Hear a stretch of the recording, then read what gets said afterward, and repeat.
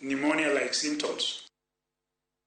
Jatend migao mar somo Ezekiel Machogu odok ne yo manyien mar siro jopuonjre e yor chudo mar omenda mag somo, kowacho ni chenro no biro neno ni jopuonjre duto obedo kod nyalo mar chwalo somgi nyaka kuonde tiegruok maonge ng'ikruok moro amora. Machogu masani ni mbalariany ma Kisii kama oyuore nyasi mar rwako e apisi jalup chancellor ma mbalariany no Professor Nathan Ongechi owacho ni chenro manyien no biro neno ni jopuonjre ma jonyuol gi yuto gi ni piny ode wangi kopogore gi chenro machon mane chiwo omenda marom ne jopuonjre duto. Machogu osingo ne oganda jo Kenya ni migao mare osechiwne omenda moromo kendo onge japuonjre ma ibiro rema dhi mbele gi sombe nikech onge mar omenda ahinya to mago ma anyuola gi onge nyalo.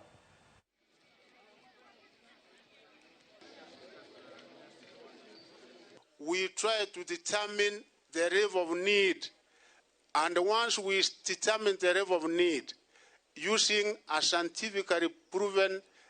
method which is known as means testing instrument,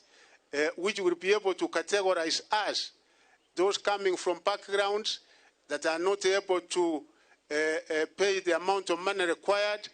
will be able to pay almost nil. And we have said those ones will pay only 5%, such that if the cost of the program is 200,000, the amount which they would be required to pay in a year is only 10,000.